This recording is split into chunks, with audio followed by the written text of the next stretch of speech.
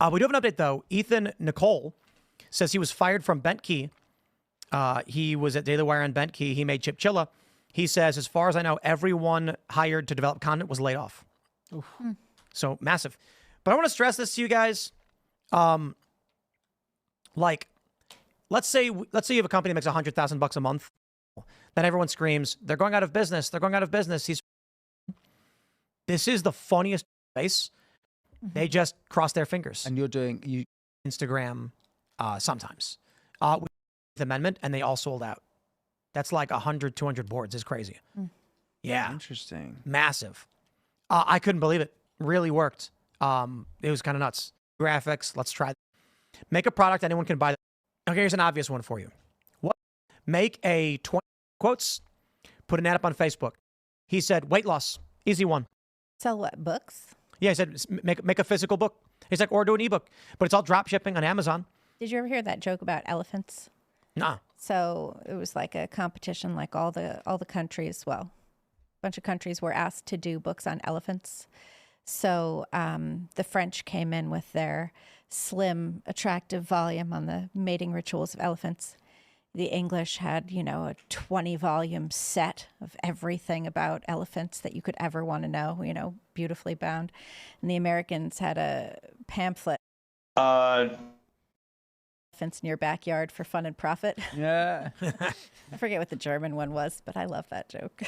All right, let's grab Stocks Family Farm. Welcome to the show. Hey, good to speak to y'all again. Mr. Marshall, I didn't know you were going to be on when I wrote my question this weekend. I'm a huge fan. I have been for years. Hey. Given that Trump supporters and center-right voters have watched Democrats and the anti-Trump crowd cling to narratives like Russia collusion, very fine people, and even Covington kids, and despite overwhelming evidence, they often dismiss it unless it's fed to them by their trusted sources like CNN or MSNBC. Why should we ever have faith that they'd accept the truth, even if those outlets miraculously, for some reason, reverse course after drilling the opposite information in their heads for years? That's why I say it's a cult. I'm not convinced they would accept the truth. It's way harder to get somebody to change their opinion once they've come up with that initial thought that they have. Very, very difficult. And they have motivated reasoning for it. Yeah. They've got too much at stake. Like once they've had that initial idea put in their head, even if you present them with a wealth of evidence, a lot of times it's very, very hard to get people to change their opinions. So in evolutionary psychology, this is a defense mechanism. The general idea behind it is that a human who survives to adulthood, the ideas that they've developed allowed them to survive. Right. And so they create a defense mechanism to protect those ideas. If you think about this in terms of living in the wilderness, it makes perfect sense. You wake up, you avoid the thorn bush. You avoid the thorn bush, you live. You say thorn bush bad. Don't go into the brambles, you'll get cut up, you'll die. You get infections and stuff like that. They didn't know what infections were, but so when they were in their 20s and they were adults with children, all they knew was thorn bushes are bad, stay away from them. If you challenged them and said, no, thorn bush is actually good, go to them, they'd get angry and say, you're wrong because you will die. This information you collected aided your survival. But now, we don't actually need the information to survival. We live in this cushy modern society where you can do whatever you want, whenever you want, and nothing matters. Nothing makes sense. Granted, there's crime and things are getting worse. So what happens now is people build worldviews that are chaotic and don't actually lend to survival. Take the average liberal, put them in the middle of the woods, they die. They will not detach from these ideas because it's a defense mechanism to protect ideas that kept them alive, despite the fact these ideas no longer do. Yeah. Around 40 years old, they say that the mind becomes open to new ideas. This is why they believe that people have midlife crises.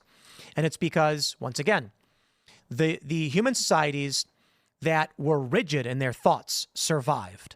We know what's poison. We know it's not. Don't do it. You'll survive. Here's what happens.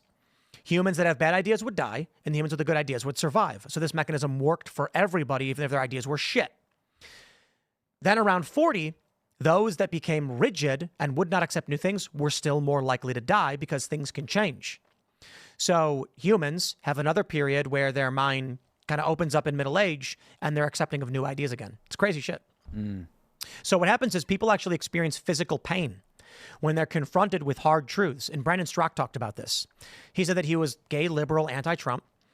He saw Donald Trump mock the disabled reporter with his arm, and he was like, fuck that guy. And then his friend said, watch the video. And he goes, I've seen the video. He goes, no, watch this video. And he did. And then he saw that Trump actually mocked everybody the same way, doing this. And they set him up. They brought in that disabled reporter so that when Trump mocked him, going like this, they would say he mocked a disabled reporter. Brandon Straka said he felt physical pain when he started to realize his whole worldview was wrong and he'd been lied to.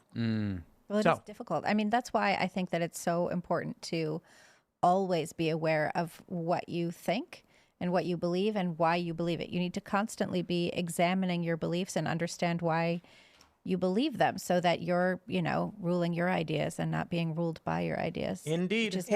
Which is not even my original idea, but And it's truth. in modern day, most of the time, like if you live in a pretty liberal society, if you hold conservative values, your ideas are being challenged on a regular basis. But if you are a liberal in a liberal society, you don't can have to go defend them. entire months, years without having your ideas challenged by anyone, which leads to a lack of introspection. And without introspection, your ideas tend to not have the ability to evolve. Did you see, actually, Brandon Straka recently was at the Women's March in D.C., and he did a YouTube video of some of his interactions. And there was an amazing one we actually wrote up at the Post Millennial, and it was him interacting with these two women who were carrying signs that say, trust black women. And so he's like, oh, what does that mean? Trust black women. And they're like, oh, we have to trust black women to lead the country and to know what we really need. And he said, well, what about the millions of black women that voted for Trump? And the woman was like, what? I don't think that's true. And she looks at her friend and she's like, he's telling me millions of black women voted for Trump, and do I trust them? And she's like, and she's like, is that true? And her friend is like, yeah, that's true. Far too many black women voted for Trump. And so Brandon's like, oh, so don't trust those black women, right? And they're like, no, we didn't say that. And they get all flummoxed and they can't figure out what they think. And they eventually end up basically saying that black women who voted for Trump were voting against their own interests. So their sign is completely useless because they don't even believe their sign. They're speaking in platitudes. They're speaking in platitudes anyways, but it was true of pretty much everybody he encountered, and it was fascinating. It was like actually fascinating to watch this. Yeah. This video. He's doing a lot of new videos. Yeah, I saw that one. Yeah. Indeed. Sir, did you want to add anything or shout anything out? No, that was a lot of great answers. I mean, I'm a problem with my mom actually, and no matter what I tell her, that's like, no, this didn't happen, this did happen, that's true. She's just like, well, you're allowed to have your opinions, I'm allowed to have mine. But she doesn't seem to know the difference between facts and opinions. But